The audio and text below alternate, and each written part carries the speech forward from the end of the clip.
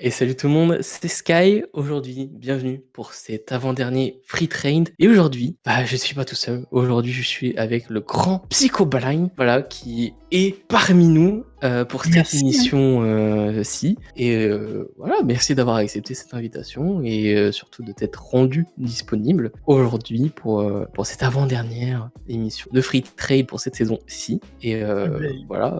avec plaisir. Avec grand plaisir même. Très gentil à toi d'avoir pensé au psycho. Le grand psycho, je sais pas parce que je suis pas si grand que ça. Grand. Oui, non, mais grand par le talent peut-être. Grand dans tous les termes, dans tous les sens, hein, en talent, en Et talent. alors, on Non. m'a dit récemment, le psycho est omniscient. Il est omniprésent et omnipotent. Il est capable de tout. C'est Jim Code qui a dit ça. Alors j'en profite pour faire une petite dédicace à mon Jim Code. Quel mec adorable. Ah non, mais comme je t'ai dit, merci d'avoir accepté pour ce soir parce que c'est vrai que c'est assez compliqué en tant que streamer. On fait souvent beaucoup de live pour essayer d'attirer un maximum de communauté et puis surtout de se faire kiffer sur les jeux. Là, dernièrement, toi, t'es sur Zelda, le nouveau. Yep. Donc, surtout le matin. Le matin, t'es sur Zelda, l'après-midi aussi un peu. Alors, je suis le matin principalement en ce moment sur Fortnite. Parce qu'on a eu Shankara a eu une idée un petit peu farfelue. Alors, je vais t'expliquer, c'est un peu bizarre. Vas-y. En gros, Soconi a joué à Fortnite il y a quelques mois, années. Mhm. Et on s'est dit, Miloa a dit, ah bah tiens, je vais prendre Fortnite, machin, je vais essayer, nanani nanana. Soko a dit, bah si Miloa joue à Fortnite, je rejoue à Fortnite. Nanou a dit, si Soko joue à Fortnite, je rejoue à Fortnite. Shanky a dit, si les filles jouent à Fortnite, on fait mec contre fille, très sympa. Du coup, on joue à Fortnite et on a même invité Guigui la District à jouer à Fortnite avec nous. Donc, on essaye d'organiser un petit match streamer versus streameuse prochainement. Et C'est cool ça, ça. c'est les matins. On s'entraîne un peu avec Shanky de temps en temps les matins. Et puis, et sinon, ouais, en soirée, je suis pas mal sur Zelda depuis la sortie. On fait un slow run du jeu, on fait pas mal de découvertes. Voilà, on y va à la chill, tranquille. J'essaye pas de rush le jeu, c'est pas du tout mon objectif. Mais ouais, sinon, après, je suis un peu multigaming. Hein. Je touche un petit peu à tout. C'est une super présentation de toi et c'est vrai que faire ce genre de petits projets entre streamers, c'est super cool parce que du coup, d'une, ça te ramène un peu de communauté, que ce soit les uns les autres. Surtout là, vos séances un peu d'entraînement pour ce live-là. Et puis surtout que on sent que c'est de la bonne ambiance, etc. Alors on sent vraiment que vous voulez vous donner à fond par rapport à ça. Surtout que ça crée encore plus d'événements en France que juste de faire son petit live dans sa niche sur un petit truc. Et là, c'est super cool de voir que malgré votre petite communauté et nos petites communautés, on arrive quand même à faire des événements qui peuvent intéresser beaucoup de personnes. C'est ce qui est très intéressant, je trouve, avec le groupe de streamers qu'on a, pas qu'on a créé, mais en fait, je trouve, on s'est tous super bien trouvés. J'ai mentionné Nanou, Soko, Shanky. Je peux mentionner, toi, du coup, en l'occurrence. Je peux mentionner le King Game Black TV. Je peux mentionner Jim Code, Miloa qui a commencé récemment, Foxy.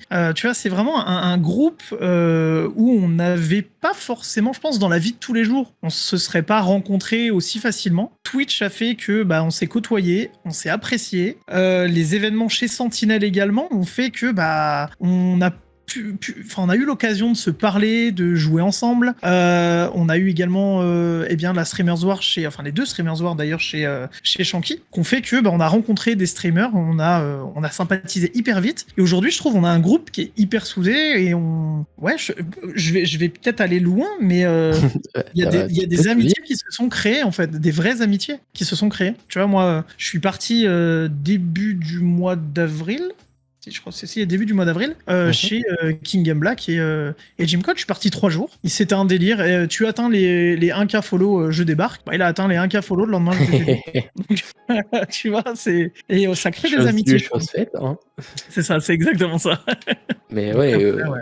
comme tu dis, c'est vrai que je trouve que Twitch et que ce soit en passion ou en métier, on découvre des personnes ultra adorable, ultra sympathique et ça rentre vite dans, notre amitié alors que comme tu as dit tout à l'heure, si on se serait croisés clairement dans la rue, pour acheter un petit pain ou autre, on se serait juste dit bonjour et basta. Alors que là, Twitch arrive quand même à créer que ce soit des communautés, mais aussi beaucoup d'amitié et c'est ce que je trouve très cool, que ce soit avec le live Twitch ou les émissions que les gens font pour rassembler du monde, comme la Sentinel Tour que vous avez fait et les Streamers Wars. Ouais, mais c'est exactement ça. Puis il y a un truc aussi que j'aime beaucoup avec Twitch, au-delà du fait que tu rencontres des gens, c'est que tu rencontres des gens de tout univers et de tout âge. Pour te donner un exemple, j'ai 34 ans et je vais, tu vois, par exemple, discuter avec des kings, avec même toi, hein, où vous êtes beaucoup plus jeune que moi pour le coup. C'est vrai. Et pourtant, tu ressens pas forcément une différence énorme. Alors, peut-être un manque de maturité de ma part ou un surplus de la vôtre. Mais non, j'aime beaucoup en fait le délire qui se dégage de Twitch, le fait qu'on puisse tous parler, qu'on puisse tous échanger. On peut avoir une passion commune, notamment pour le stream. Et je vais pas mélanger avec les jeux, parce que mine de rien, il y en a qui font pas de jeux vidéo ou qui en font très peu. Et tu en as en l'occurrence qui eux vont faire quasiment que du jeu vidéo. En fait, je pense que ce qui nous rassemble, c'est l'envie de partager quelque chose avec les gens. Et c'est ce qui a, à un moment, je pense, fait matcher la plupart des streamers du groupe que je t'ai cité tout à l'heure. C'est ce côté partage et ce côté personnalité assez marqué. Parce que si tu veux, tu as des streamers qui à mon sens, certains que tu te balades sur Twitch sont assez, entre guillemets, lambda. C'est-à-dire un peu monsieur et madame tout le monde. Et c'est vrai que ce que j'apprécie beaucoup dans la petite commu qu'on s'est créée, c'est que chacun est reconnaissable. Il y a vraiment un style dans la parole, un style dans l'élocution, un style vestimentaire, un style une patte artistique en fait, quelque chose qui leur est propre. Et j'aime énormément ce groupe pour ça. Donc voilà, ça c'était la petite déclaration d'amour. On voit que Maud dans le chat qui dit Psychoblind, très belle déclat, je sais. C'est mon petit côté Don Quichotte de la Mancha. Mon petit péché d'amour. Voilà, exactement, mon péché mignon. Mais non, mais c'est vrai que, comme tu dis, Twitch est une plateforme qui fait rassembler du monde. Et clairement, si ces gens-là ne seraient pas, entre guillemets, dans notre vie, entre guillemets, on n'arriverait peut-être pas à avancer dans certains points, comme sur Twitch ou des événements où on peut regrouper du monde. Là, dernièrement, avec Nanou, on avait parlé de la communauté, des gens qui sont là pour aider et booster le streamer, et comme les amitiés, elle avait pris l'exemple des gens qui critiquaient sur ce qu'elle faisait, etc. Il y avait Guigui qui disait vas-y, on en a rien à foutre, etc. Et c'est vrai que en dehors de Twitch et de notre activité, c'est vrai que les amitiés sont vraiment là pour nous booster dans tout ce qu'on veut faire. Il y a vraiment un truc que j'arrive à séparer en fait entre c'est Twitch et l'IRL. La partie IRL, moi j'ai aucun ami de mon entourage proche IRL qui stream. J'ai des potes qui sont dans le sport, qui sont je sais pas, dans les soirées, les délires, voilà. Moi, si tu veux, j'ai pas cette espèce de passion commune avec eux pour le stream. Mais du coup, j'ai réussi, en étant sur Twitch, à découvrir des gens qui avaient la même passion que moi. Et du coup, c'est vachement paradoxal parce que souvent, on te disait, aller sur Internet, tu sais, tu t'enfermes, t'es moins sociable, etc. Tu développes pas tes relations sociales. Et en fait, j'ai jamais eu autant d'interactions sociales que depuis que je suis sur Twitch en fait. Donc j'oublie pas l'IRL, c'est-à-dire que j'ai des amis, alors je t'ai dit j'ai 34 ans, j'ai certains de mes amis IRL, je les connais depuis 30 ans. Donc, je sais pas si tu te rends compte, c'est quand même c'est des gens, tu vois, que j'ai une vraie accroche avec eux, mais on n'a pas ce point commun qui va être l'internet, qui va être le stream, Twitch, YouTube ou n'importe quel truc un peu geek, un peu nerd. Et là, c'est vrai que je le retrouve du coup sur Twitch avec des gens comme Shanky, Guigui, Jimcode, etc. où on a une passion commune. Et puis, même s'il y a des sujets qui nous intéressaient peut-être pas forcément au départ, par respect pour le travail du collègue, on va voir et finalement on s'instruit, on s'abreuve de choses. Et je trouve ça vraiment hyper intéressant d'avoir des petites pépites comme ça, des petites découvertes. Je trouve ça absolument incroyable. Et du coup, merci Twitch. Et merci à toi, du coup, parce que tu me permets... Non, mais très important, je tiens à le dire. tu permets de le dire. Et c'est pas sur toutes les chaînes, tu vois. Quand on live, bah voilà, on fait notre truc et tout, on va essayer de discuter avec le chat, on va partager. Mais c'est vrai qu'on va avoir une ligne directrice. Là, on a, dans ton émission, on a cette possibilité d'aller parler de choses dont on n'a pas l'habitude de parler pendant un live. De parler à cœur ouvert, évidemment.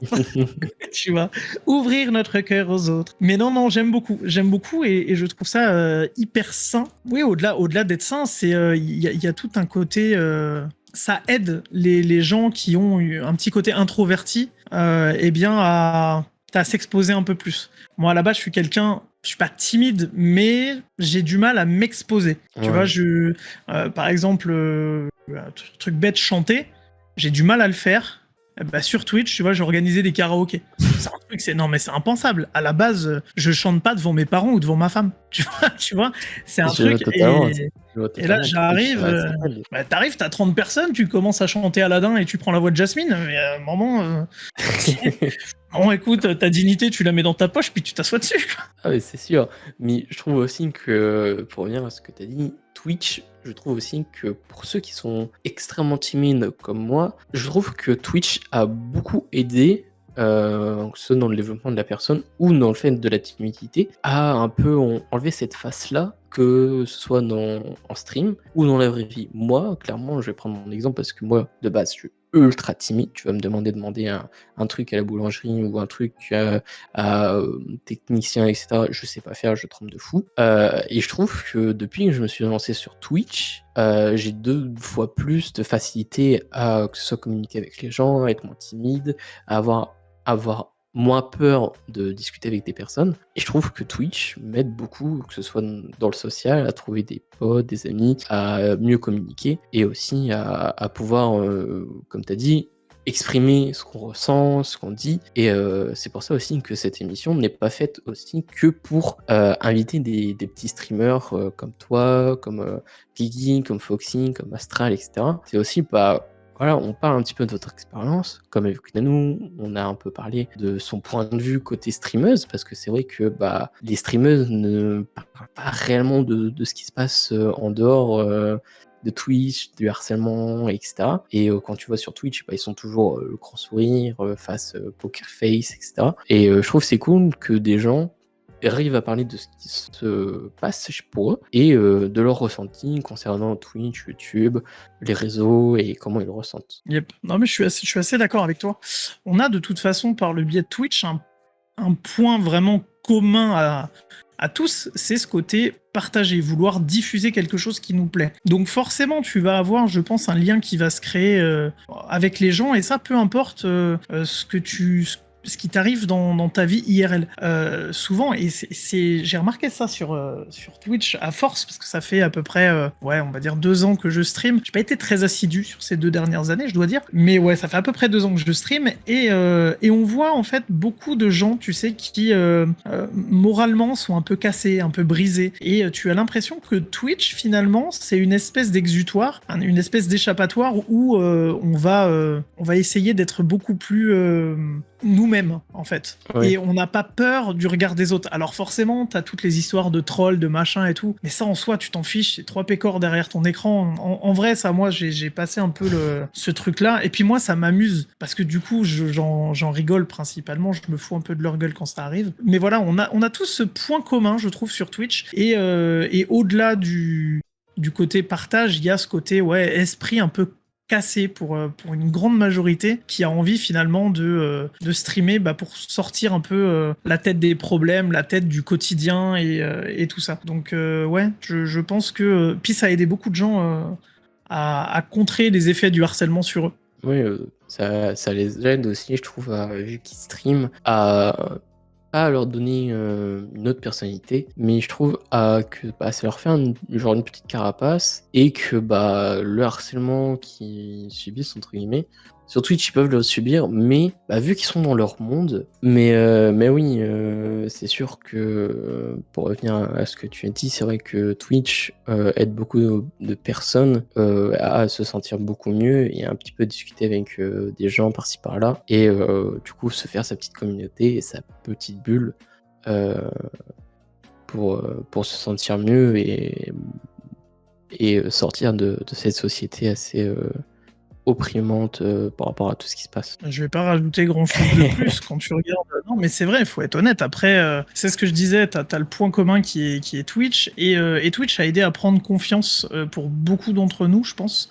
On a beaucoup pris confiance plus confiance en nous, exprimer des choses qu'on n'oserait pas exprimer devant une assemblée d'autant de viewers, par exemple. Tu vois, je te prends les soirs quand on fait 20 viewers, je suis pas sûr qu'on serait sur une scène devant 20 personnes à dire la même chose IRL. On C'est aurait ça. beaucoup plus de mal. Et je pense que Twitch, ça a aidé à prendre confiance et à désinhiber un petit peu les gens. Donc moi perso, ça m'a pas mal fait évoluer dans ma vie de tous les jours. J'ai moins peur de m'exprimer à l'oral devant une assemblée, même si j'ai jamais été vraiment gêné par ça. Mais en tout cas, j'ai travaillé aussi mon élocution grâce à Twitch.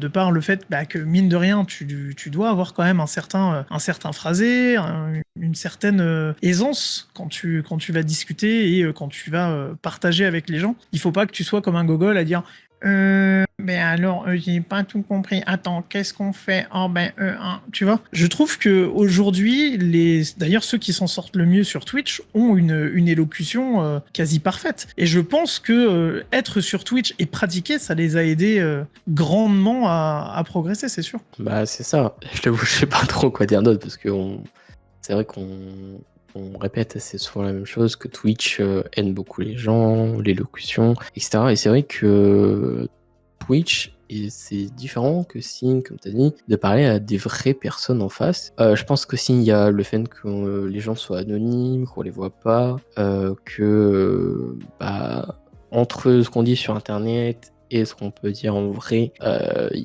sais pas, il y a comme, tu vois, comme un déclic ou une porte qui se ferme quand on est en IRL comparé à ce qu'on est sur Twitch. Et c'est cool de voir que des personnes soient plus heureux en étant sur Twitch que avec des vraies personnes. Et je trouve ça cool. What else? Qu'est-ce que tu veux que je te dise par rapport à ça? De toute façon, oui, ça reste un outil d'expression bluffant. Mon élocution en carton, me dit Bilal. Mais non, Bilal, prends soin de toi, ne t'inquiète pas. Tu as une bonne élocution. Alors, j'ai une petite anecdote d'ailleurs par rapport, parce que je vois Bilal qui est dans le chat et qui parle de son élocution. On était en live l'autre jour, c'était sur Dead Island 2. On a fait une soirée Dead Island et mec, c'était absolument incroyable. On s'est retrouvé dans le chat à avoir à parler de Michel Berger dans le chat. Et va savoir pourquoi, la fatigue certainement. On a Bilal qui Toujours n'a la pas fatigue. lu Michel Berger, mais il a lu Michael Burger. J'ai pas compris pourquoi il a sorti ça. Du coup, ça a donné lieu à un clip mémorable, à un TikTok mémorable. Du coup, maintenant, Bilal, on l'appelle Michael Burger parce que franchement, il y a eu, je pense, un petit côté dyslexique qui est apparu là sur le moment. C'était très très drôle. Non, c'était très très drôle. Donc voilà, pour la petite anecdote, Bilal maintenant c'est Michael Burger. Bah voilà, tu sais comment te renommer maintenant, Michael Burger, voilà. Mais non, mais c'est vrai que Twitch permet, je trouve aussi, que ce soit capturer des moments du troll comme ce genre de choses, ou juste se souvenir que voilà, on a fait des trucs ensemble et que au fil des mois, des années, on a réussi à grimper des paliers. Là, pour toi dernièrement, c'était les 500 follow. Yes. Et c'est franchement quelque chose que genre tu te dis quand tu commences, voilà, tu passes les 10 follow, tu te dis ouais super content, tu continues. Qui au fil du temps, les 100, 200, 300, 400, 500, et tu vois que tu grimpes et tu grimpes. Et franchement, je trouve ça très très cool de voir que les copains qui streament sur Twitch, etc., arrivent à faire leur communauté en grimpant, et que tu les connais de Free Train numéro X et que tu vois dans 6 mois après ils ont 1K follow, qui font des streams, ils pètent les records de ce qu'ils font, etc. Je trouve ça vraiment trop cool de voir au moment où ils sont passés à ce qu'ils vont devenir. Je trouve ça trop fou. Ouais, mais c'est parce que t'es notre petit Thierry Ardisson d'Internet, tu nous connais à nos débuts, et dans 10 ans, il y aura Skygri avec sa boîte de prod qui viendra chez nous et qui dira « Alors, qu'est-ce que ça fait le million sur Twitch ?» Ça sera un peu le truc un peu rigolo. Mais pour te rejoindre sur les follow, j'ai eu 2 phases en fait sur Twitch. La première phase, c'est quand j'ai commencé. J'ai pas commencé pour les bonnes raisons, vraiment. Hein. J'ai commencé le stream. Voilà, j'avais envie de partager les jeux auxquels je jouais, mais Mhm. j'étais très attaché aux chiffres en fait. Et Ouais, les stats. bah, c'était pas les followers, c'était plus le nombre de viewers. Et j'étais régulièrement à 0, 1, 2, tu vois. Ça a été compliqué au début. Et si C'est vrai tu veux, qu'au début, tu vas pas bah, commencer avec l'ego, on 100 prend un 000. coup. Non, mais voilà, tout à fait. Mais puis l'ego, on prend un coup. Parce que tu te dis, merde, qu'est-ce que je fais de pas bien? Ouais, mais mec, c'est normal, tu connais personne. Ouais, Forcément, c'est les gens, ça. ils vont pas venir te voir. Mais tu commences, t'as pas ce recul-là, puis t'as envie que ça aille vite, tu vois. Et j'ai peiné à atteindre mes 300 premiers followers. J'ai mis un an et demi à peu près sur mes 300 et quelques. Et de 317 jusqu'à aujourd'hui, je dois être à 510. 512. 512, tu vois, t'as même les chiffres mieux que moi. Jusqu'à mes 512, donc j'ai quasiment pris 200 followers depuis février. J'ai Ouais, repris ça, c'est cool, les ça. lives en février. Je m'étais arrêté en juin, j'ai eu besoin de m'arrêter pendant un temps pour, disons, des raisons familiales, des raisons de santé. Enfin, il y a tout un mix en fait qui a fait que j'avais arrêté. Mhm. Et j'ai repris, je me suis dit, allez, va falloir que je reprenne de zéro parce que c'est compliqué. Et en fait, ce qui est génial, c'est que la commu, elle t'oublie pas. Les streamers qui à côté t'ont pas oublié. Et les mecs, ils sont toujours là, quoi. Tu vois, et ça fait grave kiffer. Et du coup, je t'ai dit, ouais, j'ai repris peut-être ouais, presque 200 followers depuis février. Et j'ai juste halluciné la vitesse à laquelle c'est arrivé, en fait. Ouais, c'est ça. J'ai pas C'est ça. maîtrisé du tout les stats. Et j'ai repris Twitch finalement dans cette deuxième phase où je courais pas après les stats et où je joue pour moi, quoi, tu vois, je m'en tamponne. Et en vrai, ça se passe trop bien, quoi. Donc j'aime beaucoup. Bah, c'est ça, je trouve que quand on commence sur Twitch, je trouve que, comme tu as dit, on a vite envie d'aller à les 1000 followers, etc. Et c'est vrai que quand on joue avec les stats, en tout cas quand tu débutes, tu vois, tu fais attention vraiment aux stats, etc. Je trouve que ça démoralise beaucoup de personnes alors qu'ils ont un fort potentiel pour streamer, pour avoir de l'animation, de la créativité, etc.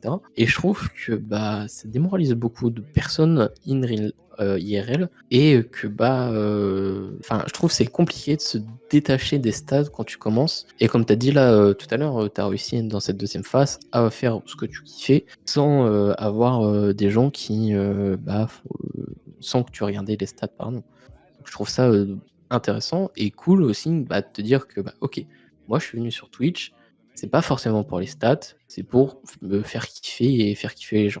Et je trouve ça cool qu'entre guillemets, on ne court plus après les stats à un certain palier. Bah, si tu veux, je pense que ma pause de 6-7 mois, elle m'a fait du bien par rapport à ça. Qu'elle m'a permis de me recentrer sur pourquoi je voulais stream, qu'est-ce que ça m'apportait moi. Et en fait, je me suis rendu compte, durant ces 6-7 mois, que streamer, ça me manquait. Mais ça me manquait vraiment le côté partage et pas le côté chiffre, parce que finalement, le côté chiffre, quand tu streames pas, tu l'as pas, point. Ouais. Et là, c'était vraiment le côté lancer mon OBS, lancer mon Twitch, mon tableau de bord des créateurs, lancer voilà mon petit truc, être sur ma console, mon jeu PC, etc.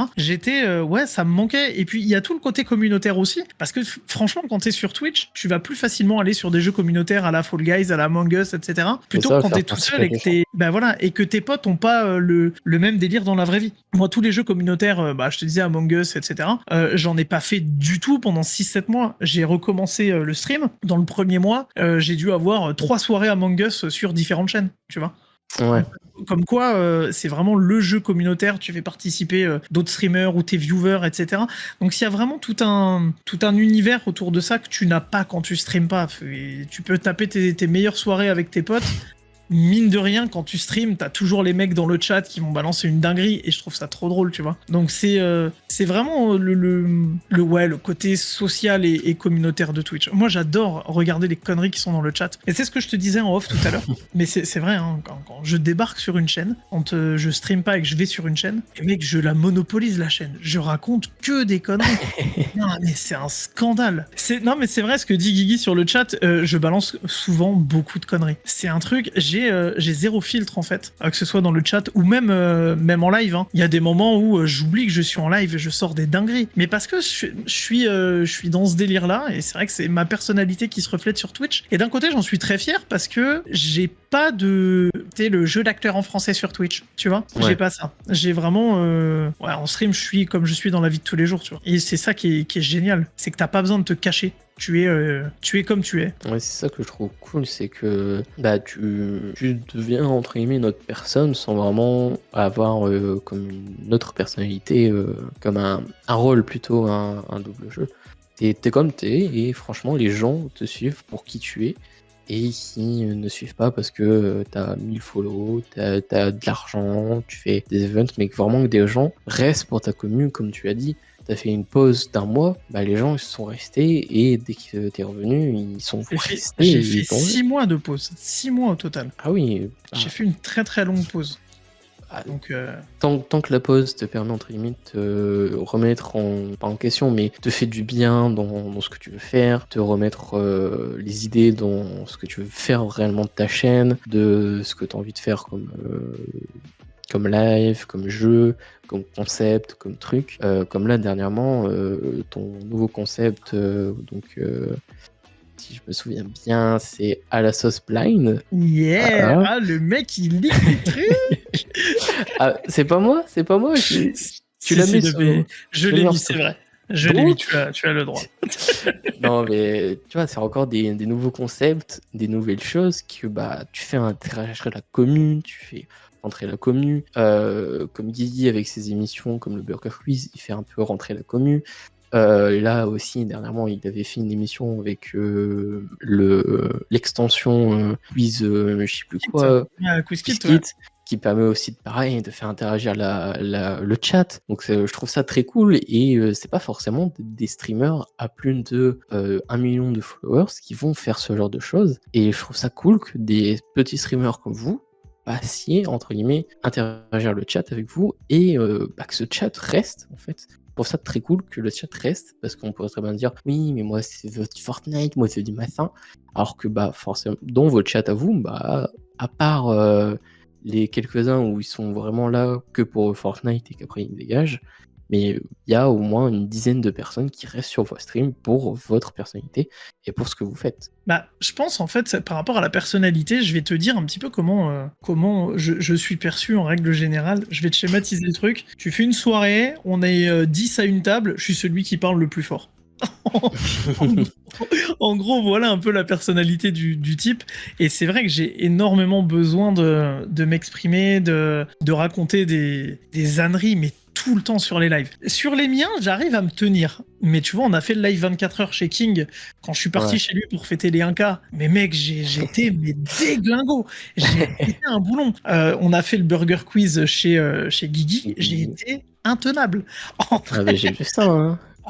Mec, j'étais intenable. Je suis pas, ça va, je suis pas irrespectueux, je suis pas mal poli ou quoi que ce soit, donc ça va. Je suis encore quand même, enfin, j'ai 34 piges, donc normalement ça devrait le faire. Moi, alors, en gros, non, je disais simplement, tu vois que des gars comme Guigui qui sont un peu des gars, tu sais, tout doux, etc. Ben, je trouve qu'il y a besoin d'avoir cette espèce d'opposition sur un live avec un mec qui est beaucoup plus à raconter mais des âneries, mais mec, c'est des fois même je suis un peu borderline des fois hein, quand je raconte des conneries. Mais je trouve que sans dépasser les bornes ou quoi que ce soit. Et ça permet d'avoir une autre ambiance.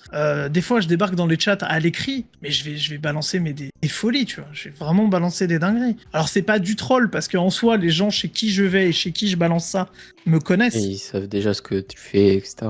Voilà, je pense qu'à force, ils ont capté un petit peu le personnage. Mais c'est vrai qu'en soi, ouais, je suis un peu le mec intenable du groupe, en fait. En gros, il y en a, je pense, ils ont déjà pensé à mettre une muselière au psycho, quand même.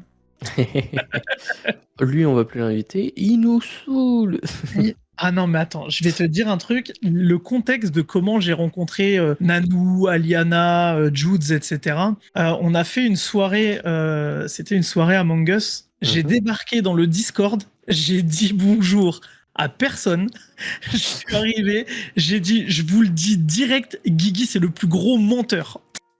Voilà, j'ai sorti une dinguerie comme ça. J'ai dit bonjour à personne, je connaissais personne. Je dis Guigui, vous allez voir, c'est le plus gros menteur. Faut pas se fier à lui et tout, nanani. Mec, j'ai monté une sauce ce jour-là. Et après, j'ai dit bonsoir. Et j'ai dit, de toute façon, je ne vais faire que m'acharner sur Guigui. Je sais comment il joue, nanana, nanana.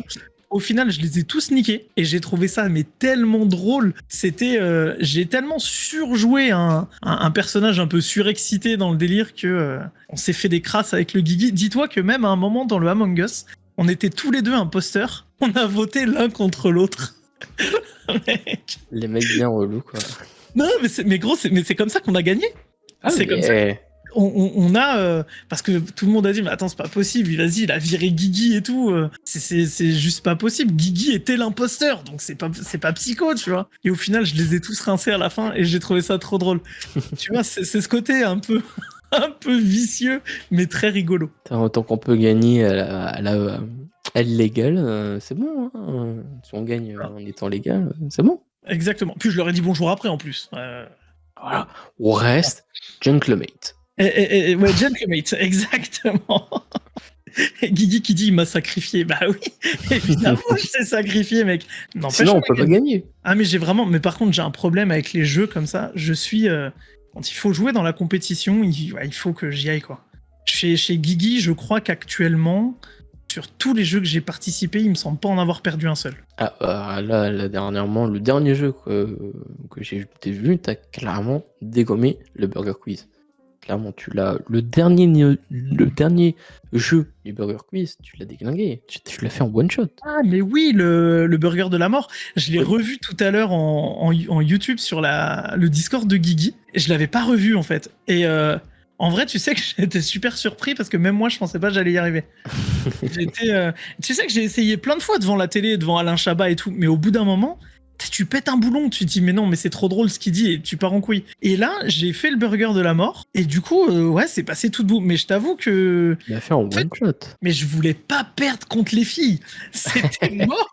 C'était mort. J'ai un petit côté, tu sais, patriarcat très prononcé, tu sais. Donc, je ne veux pas perdre contre les filles. Hors de question. Voilà, c'est dit. Enregistrez-le. Je ne voulais pas perdre contre les filles. Vous savez ce que vous devez faire. Vous devez vous entraîner et le battre à tous les jeux. Et Non, c'est mais comme ça. alors, c'est pas tous les jeux, parce qu'en soi, tu vois, on a fait le Sentinel Tour. Ouais, je me suis fait laver sur le Sentinel Tour, en vrai. Mais c'est souvent, tu sais, les jeux de culture générale. Ouais. Tout ce qui va être, en l'occurrence, le Burger Quiz, le tout le monde veut prendre sa place, etc. Les jeux de blind test, musicaux ou pas. Ouais, en général, je suis plutôt bon à ces jeux-là. Et j'ai ce côté où j'ai pas envie de perdre. Mais j'ai besoin, je pense, de me prouver un truc, tu sais.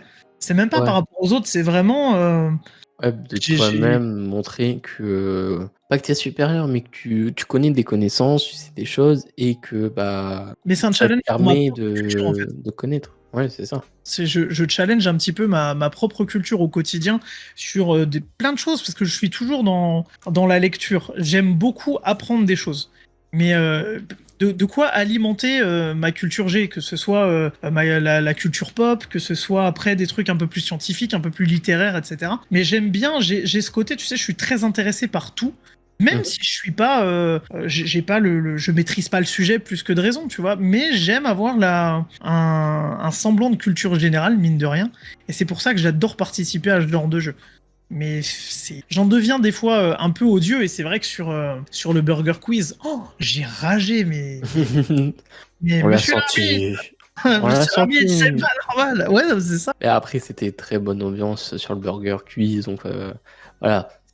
C'était pas dans le sens malsain que tu veux le dire, que tu t'avais pété des gens, etc. C'était plus dans le sens de voilà, tu connais quelque chose, t'as un peu envie de te confronter un petit peu la réponse de l'arbitre. Donc Psychoblind, mauvais joueur. Mais non, je suis pas mauvais joueur. Attends. Je ne sais pas que je n'aime pas perdre. Je perds. Si ça vient de moi, je m'en voudrais à moi, en fait, tu vois. Mais je vais tout faire pour vraiment me donner les moyens de gagner. C'est vraiment le délire mode. C'est pour ça que je me permets de te répondre. en même temps, qui n'a pas envie de perdre à ce genre de choses, sachant que quand tu connais la question et la réponse, t'as pas envie de perdre, quoi. Mec, je vais te donner un secret.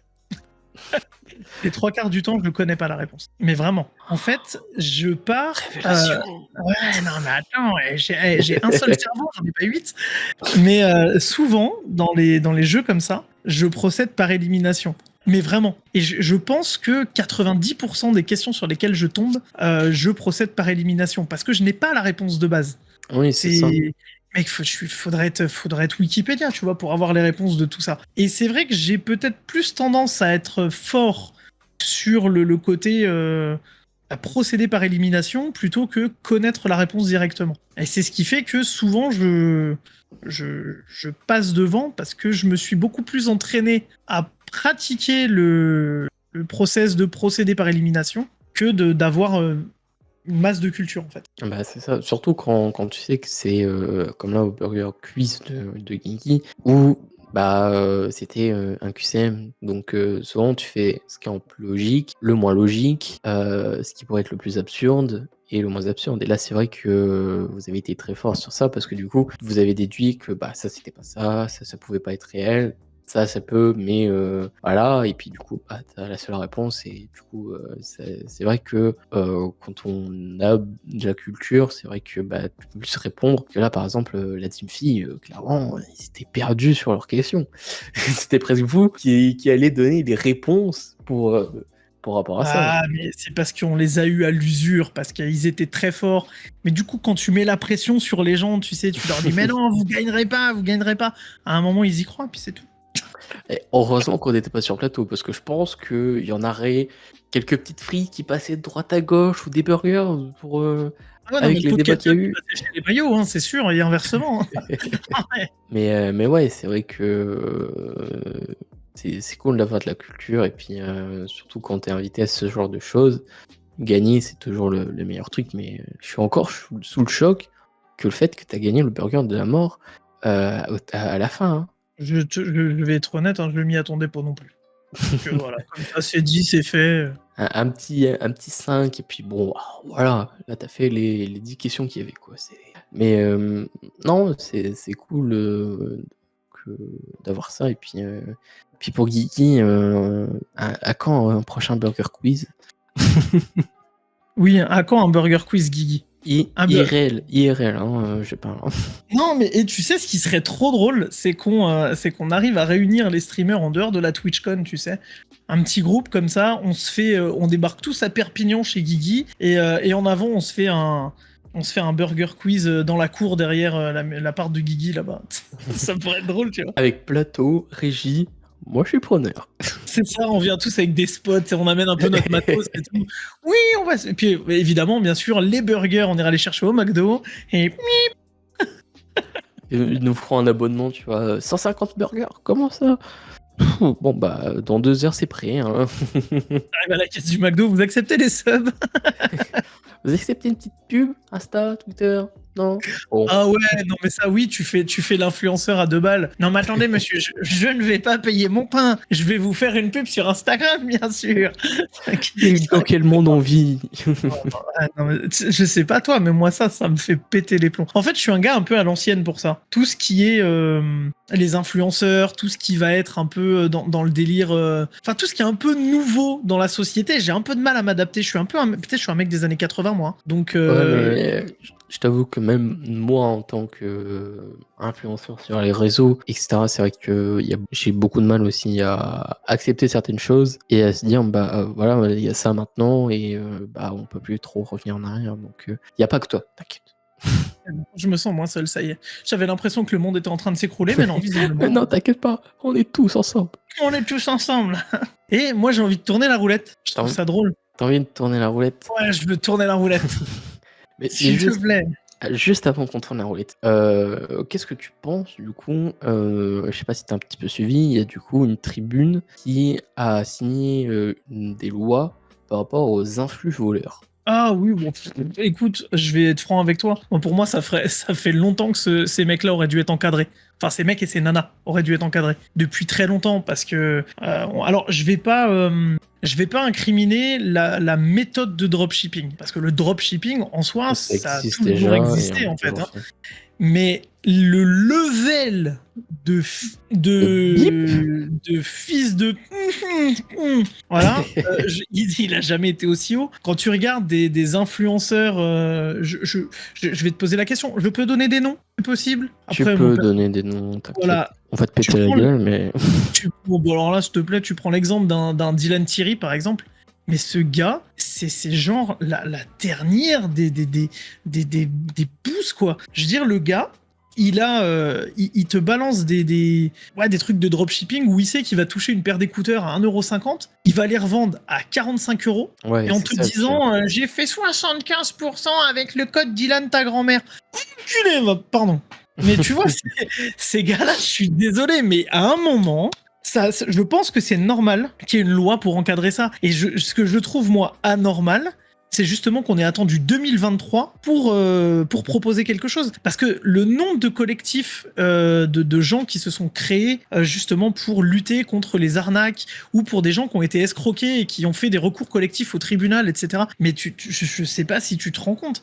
Pour moi, c'est une aberration. Et puis des gens qui vivent de placement de produits à 5 chiffres dans leur cul posé à Dubaï avec une fiscalité qui est totalement différente de ce qu'il y a ici. Et on a entendu certains des gros streamers, des gros youtubeurs parler à l'époque des mecs qui se barraient à Malte, etc. Parler déjà de tous les influenceurs chez qui vous avez fait des vidéos. Et puis après, on verra. Voilà, c'était Ça, mon hein. petit coup de gueule. Ouais, et puis comme Guigui dit aussi, c'est que au tout début, ils avaient proposé des certaines lois qui étaient plutôt potables, plutôt intéressantes par rapport à ça, les influx voleurs, etc. Et on se rend compte qu'au final, celle qui a été réellement publiée, c'est clairement autre chose et ça Ah veut mais plus ça a été vraiment amendé de rien partout. dire. Donc, Et... quand tu vois que certains députés, et je reprends les termes de Guigui parce qu'ils sont très bons, tu as des députés qui comprenaient que dalle à tout ce qui était, à tous les enjeux, et ces mecs-là, ils ont voulu amender, et en balancer des tonnes et des tonnes et des tonnes. Et effectivement, Guigui, il me semble pas qu'il ait encore été totalement voté celui-là. Mais voilà, il y a des Non, je modifications crois de pas. partout. Voilà, moi tout ce qui est le côté influenceur. Alors, je vais prendre un exemple. Tu vois, j'aime pas spécialement. Enfin, j'aime pas. Enfin, je suis indifférent totalement au rappeur Booba. J'ai écouté ses textes quand j'étais plus jeune et tout, mais il y a pas de souci. Mais par contre, le combat qu'il a contre justement tous ces merdeux, excuse-moi, mais je trouve ça génial, et qu'il les lâche pas et qu'il continue de faire ce qu'il fait. Ça, je trouve ça très fort. Ah non, non, mais attends, tu te rends compte que le mec, il a démantelé un des plus gros réseaux francophones d'influenceurs. Et ça, moi, je trouve ça génial. Enfin voilà, ça c'était mon avis Vas-y. sur ce qui se passe avec les influenceurs.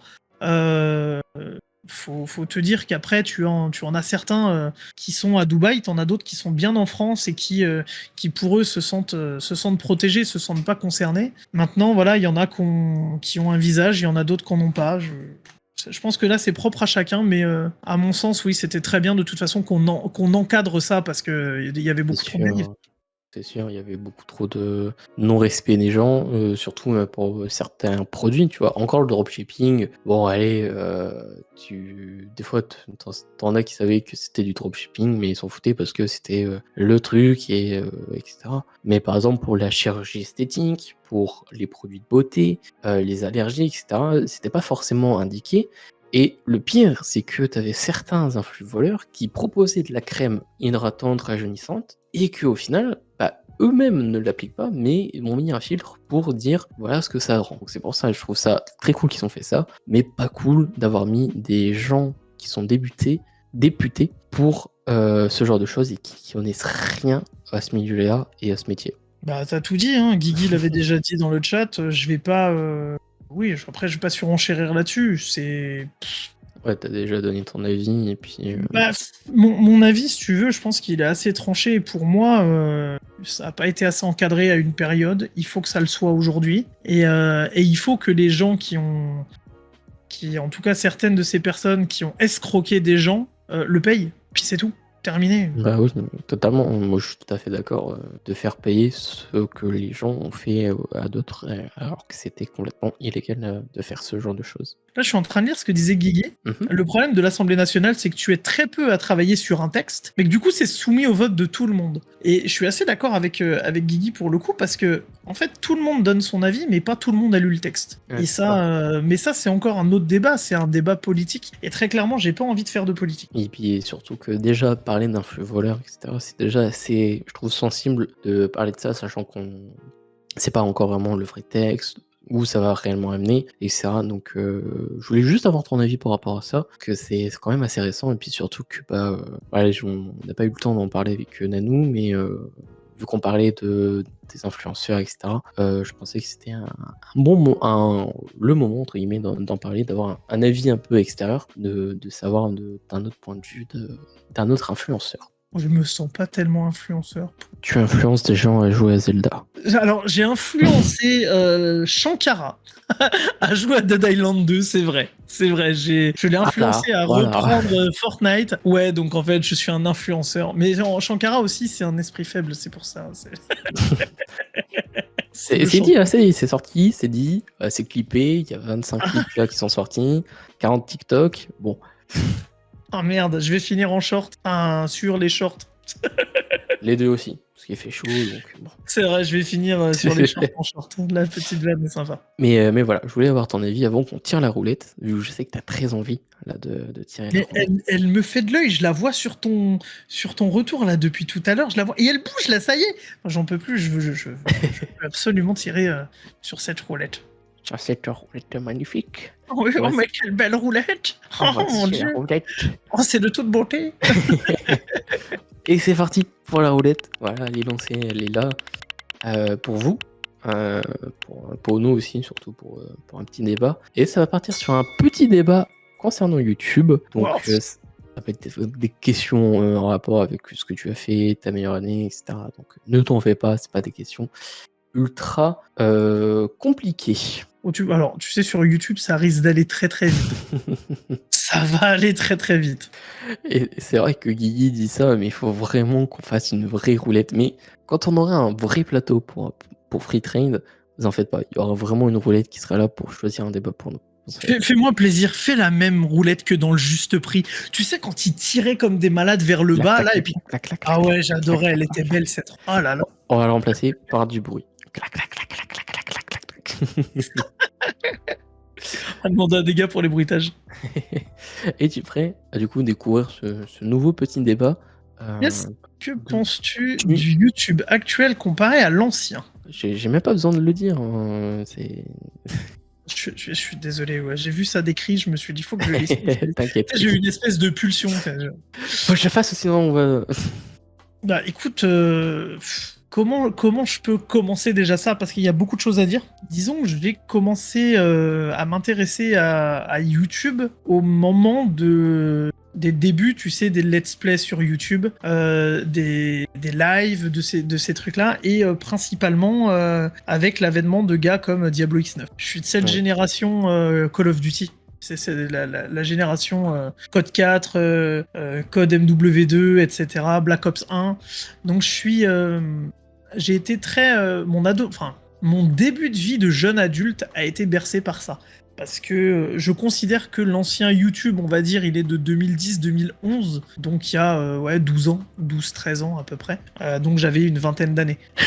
Et c'est vrai que j'ai tout de suite accroché à ce délire parce que c'était la première fois qu'on voyait des gens reproduire des scènes de jeu et faire des commentaries sur leurs scènes de jeu. Et en plus de ça, ils les commentaient pas en live. Ils mettaient le jeu et après ils commentaient ce qu'ils avaient fait. C'est Et vrai les que- lives sont arrivés un peu après, quand ils ont commencé à enregistrer la voix sur Audacity en même temps qu'ils enregistraient la vidéo. Alors ça, c'est un peu plus technique pour l'époque, mais c'était ça. Je me souviens parce que j'ai ouvert ma chaîne YouTube à peu près à ce moment-là, Mhm. et j'étais... je faisais quelques vidéos sur Call of Duty, rien d'exceptionnel.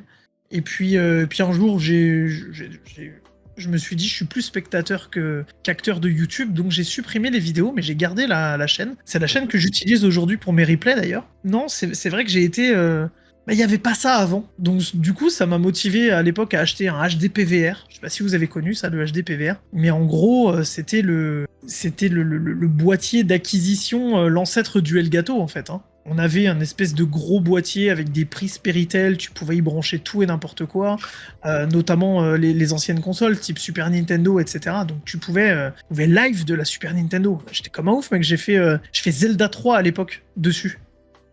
Ça remonte un petit peu ce jeu. Ah bah Zelda 3, oui, 91 ou 92, quelque chose comme ça. Quand même. Donc oui, oui, mais c'est mon jeu préféré all time. Donc je faisais ça, voilà. Du coup, pour revenir sur le sujet, ouais, moi j'ai été bercé par le YouTube de 2010 à 2014 à peu près. Et après, j'ai plus été sur YouTube par rapport au foot, où je suivais les mercatos, je suivais les résumés de matchs, je regardais des trucs comme ça. Maintenant, le YouTube actuel, bah, c'est devenu presque de la télé en fait. Parce que tu prends les gros concepts, les gros youtubeurs, les Squeezie, les Michou, les Inox, etc. C'est des gars qui ont des concepts qui sont juste infaisables pour des gars qui n'ont pas la boîte de production, qui n'ont pas les moyens financiers, etc. C'est très très compliqué. Donc ces mecs-là à reproduire, c'est complexe. Mais par contre, c'est hyper cool à regarder. Moi, ça m'est très souvent arrivé, et notamment pendant le confinement, de me mater du McFly et Carlito parce que je trouvais ça très drôle. Donc je mettais ça sur la télé avec sur la télé connectée, paf, je me calais, je matais mon épisode. Je trouvais ça vraiment cool. Mais ça, même si techniquement c'est mieux, clairement, il y a rien à dire, ça a pas la même saveur qu'à l'époque parce qu'à l'époque c'était beaucoup plus t'es un milieu fermé, si tu veux. Là, aujourd'hui, tu vas sur YouTube, tu peux trouver soit les gros YouTubeurs, soit les gens qui exploitent leurs enfants pour faire des vidéos, du machin, du truc. T'as ceux qui filment un nounours en peluche, les aventures du nounours en peluche, où t'as de tout et n'importe quoi, et très souvent du n'importe quoi. Donc je regrette un peu le YouTube d'avant, même s'il y a des chaînes actuellement qui sont d'une Ton- qualité, c'est incroyable. Ça. Et comme tu as dit tout à l'heure, c'est vrai qu'on trouve cette un peu patte artistique artisanale où on voyait du coup bah, nos youtubeurs de maintenant, donc les Squeezie, les Gotaga, les Michou, les Inox, où tu les voyais dans leur petite chambre, ils se faisaient du facecam, ils faisaient de la react ou ils faisaient du multigaming, et tu les vois maintenant avec, comme tu as dit, des gros concepts. Alors c'est très cool, hein, la qualité c'est de la 4K, le montage est assez dynamique pour que tu le regardes, t'as l'impression que t'as regardé que 20 minutes alors que l'épisode fait 1 heure, etc.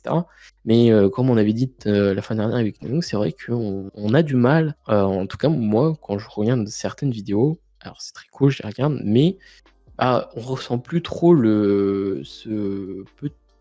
cette personne qui a débuté sur les réseaux en étant dans sa petite chambre et que c'est lui qui fait tout le montage, qui fait tout le truc. On perd ce côté un petit peu artisanal et c'est ce que je trouve dommage avec ces grosses productions en termes de vidéos. Bah, c'est des gars qui, à l'époque, disaient haut et fort, nous, on veut pas faire de la télé, on veut pas être la télé, on veut pas faire ci, on veut pas faire ça. C'est ça. Et aujourd'hui, en fait, ils ont les mêmes moyens que la télé. Donc, ils arrivent à te sortir des concepts d'émissions qui sont ouf, tu vois, et qui dépassent même en niveau d'audience la télé, hein, voilà. Mais en fait, la différence, c'est quoi? C'est qu'au lieu de la diffuser sur un écran télé, on la diffuse sur un écran d'ordinateur, de téléphone portable, de tablette. Mais sinon, en soi, le principe est le même. Moi, tu Et prends, je me permets, mais tu prends le GP Explorer de Squeezie, qui est un banger absolu. Honnêtement, hein, pour moi, c'est un des meilleurs streams que j'ai vu de ma vie. Et ben, ce truc-là, en termes de moyens, c'est exactement ce que tu trouves à la télé pour des émissions, des gros concepts d'émissions de l'époque,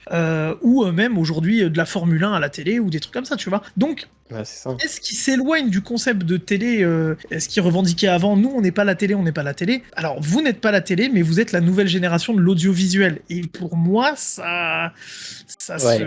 ça se côtoie très très fortement. Ouais, c'est ça.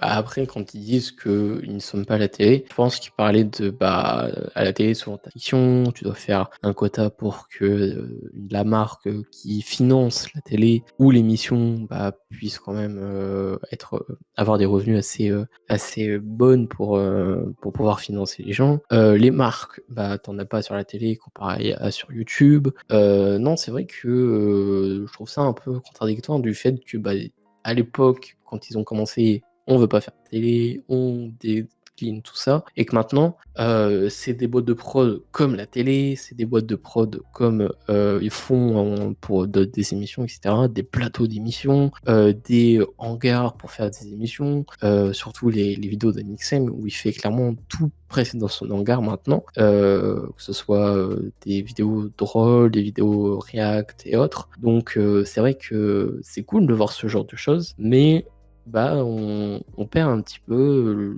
la react en elle-même des vidéos de l'époque. Là, t'as parlé d'Amixem, je pense que t'as tout dit. Parce que Amixem qui fait ses vidéos dans son hangar, dans son entrepôt, dans son studio, bah, c'est ni plus ni moins que ce que la télé a mis en place depuis des années. C'est-à-dire avoir un lieu clos qui te permet d'être modulable tout le temps et de pouvoir bien faire différentes vidéos, mais sans quitter l'endroit. Et c'est exactement le principe d'un studio. Et ils ont rien inventé en fait sur YouTube, si tu veux. Maintenant, alors oui, ça se rapproche de la télé. Donc attention, hein, c'est pas péjoratif.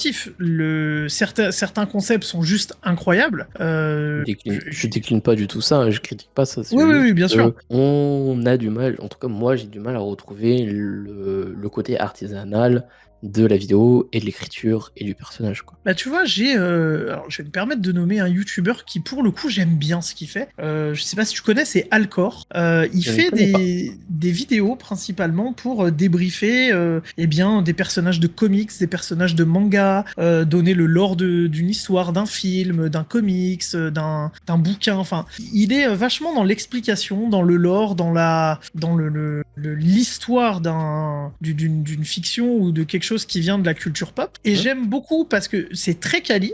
Mais le gars, il fait ça tout seul dans sa chambre et tout. C'est juste qu'il a des bons outils, qu'il a la bonne maîtrise des outils, etc. Et ça reste artisanal. Et j'aime beaucoup ça. Ça n'empêche pas que les grosses prods à la Squeezie, à la Michou, alors pas Thibaut InShape, parce que Thibaut InShape, ça reste quand même artisanal, mine de rien. Mais voilà, les Michou, les Inox, les Squeezie, les Gotha, tout ce qu'ils font par exemple avec Dwagby, etc. Ça se rapproche mine de rien de la télé. C'est très bien, attention, mais je suis un mec un peu nostalgique de nature. J'aime Ouais, bien, tu sais, ça. les trucs un peu à l'ancienne. Moi, j'ai grandi avec la télé conventionnelle et c'est vrai que bah, de voir des gars qui avaient créé un super truc il y a 10-12 ans, même s'ils ont évolué, bah, qui se rapprochent de la télé, justement, ça m'embête un peu.